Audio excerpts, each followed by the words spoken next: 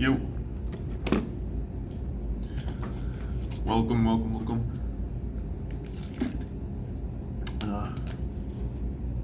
Thanks for tuning in. Wanted to just give a quick update on the energies. So you may have seen this before, you may have not. There's other people who do this. I'm just giving you an update on what I've been experiencing in the last 2, 3, 4 weeks. And it may or may not resonate with you, may or may not sound familiar to what you've been experiencing or going through. And most of the time when I'm making these videos, it's because they're therapeutic. Sometimes it resonates with somebody else and it's therapeutic for them as well. So, got some things I gotta get off my chest. And, yeah, that's about it. So, personally, I've been noticing that my addictions are coming to the surface more. And when I think of addictions, I always think of weed because it's been presented to me as an addiction, not by my guides or anything like that, but as an addiction from the outside world, right? There's a bunch of different ways that it's been told to me that it's wrong, okay? And so what I've been seeing, what I've been noticing is how other addictions, how other more insidious things are glossed over because we look at monotonous things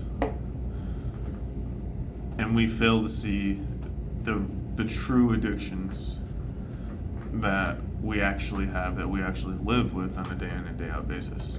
So, one for me, I'm a people pleaser, right? So, I'm addicted to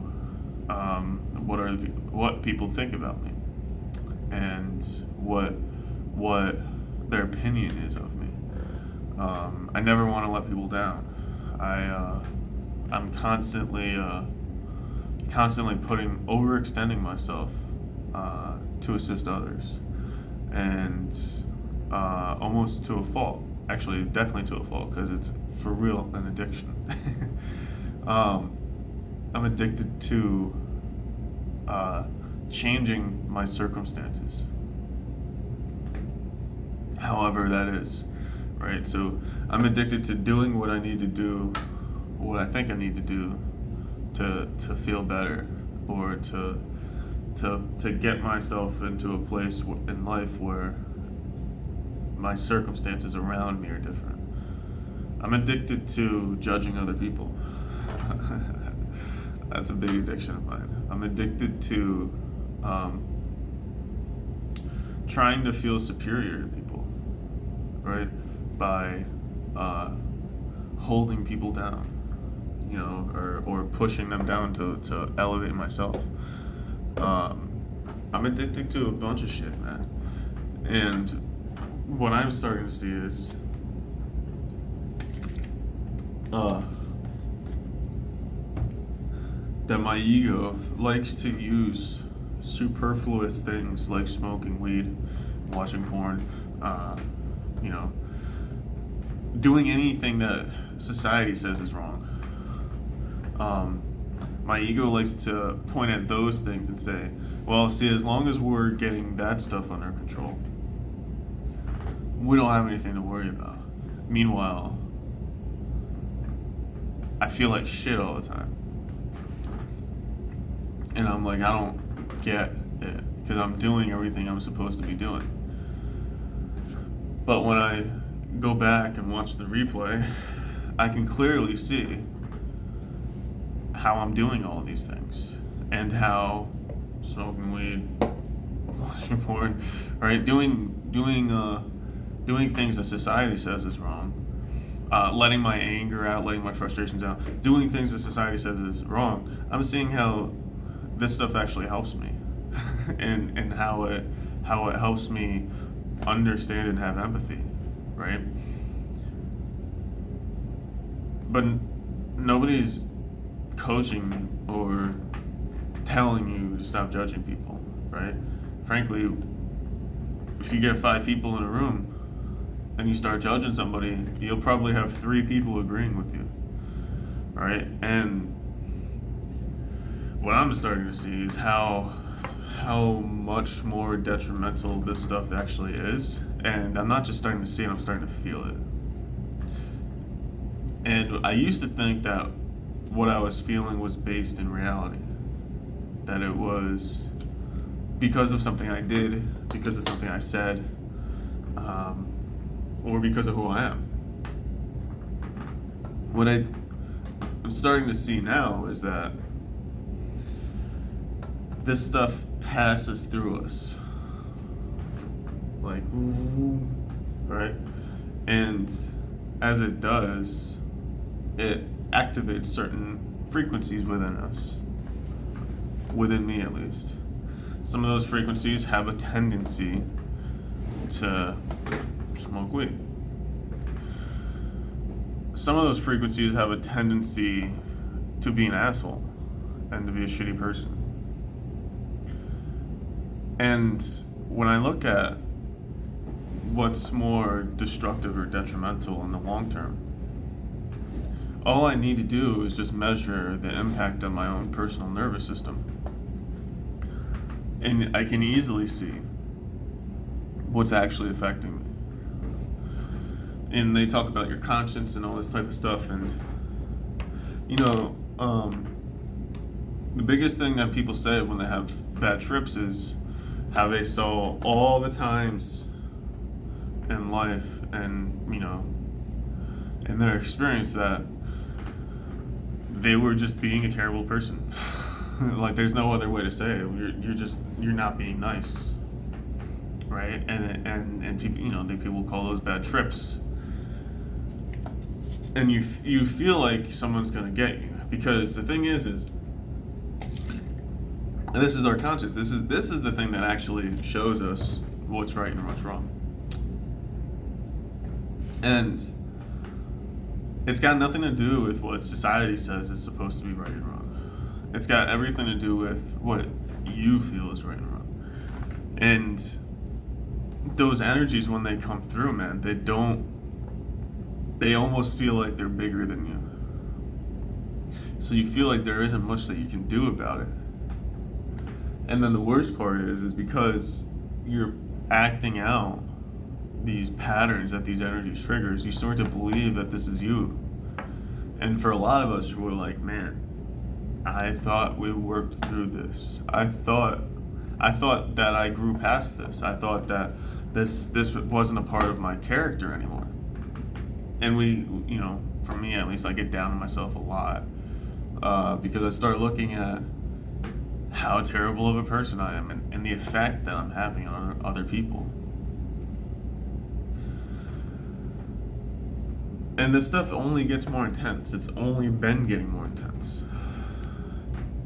And everything I say is coming back to me. So if I say something to somebody about what they should or should not be doing, almost immediately I'm going to start feeling an effect from that. Like I'm being challenged, so to speak. To see if I actually believe in what I'm saying. Right? If I'm actually going to practice it. And what I've noticed is whenever I don't follow through on what I'm talking about, I have issues, like real big issues. Or they seem to be big. But when I do follow through on what I'm talking about, things seem almost effortless. So the energies are stiff. They seem to be stiff. They seem to be very heavy. And this is because what they're doing is they're activating old stuff in you, right? And the reason it's being activated is because it can't be transmuted. Does that make sense? Like, if it could have been transmuted, it would have been already, right? And so basically what this energy does is there's two different ways that you can break a pattern, right? That you can clear energy. You can clear it, you can transmute it, or you can do what's called a pattern interrupt. And a pattern interrupt happens basically, you can call it a mental override. This happens when you finally gained enough awareness to look at what you're doing and realize that it's not good for you. And you can actually just make the decision to stop doing it, right? And that doesn't mean it's never going to happen again, right? Because what happens is most of us, we come in and out of awareness. We don't just stay in awareness. If we did, we wouldn't have as many problems as we do, right? So we come in awareness and we go back out of awareness. We go back to sleep, so to speak. We wake up, we go to sleep. We wake up, we go to sleep. So the trick is to hold yourself accountable when you're awake and to forgive yourself when you're asleep, right?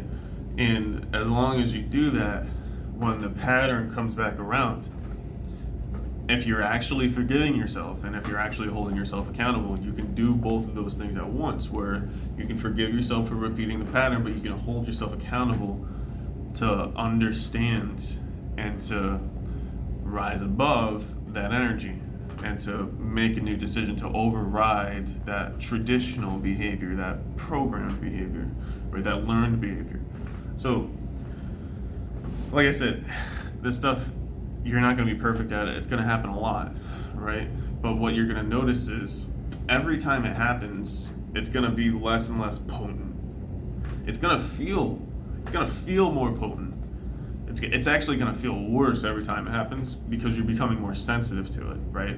So the reason it feels worse every time it happens is that's what's actually going to trigger you to stop doing it, is how bad it feels. But if you look at the actual effects of it, and over time, how that pattern is actually integrating with your life, you'll notice that it was most destructive when you were completely unaware of it before you even knew it was a pattern that you were trying to change.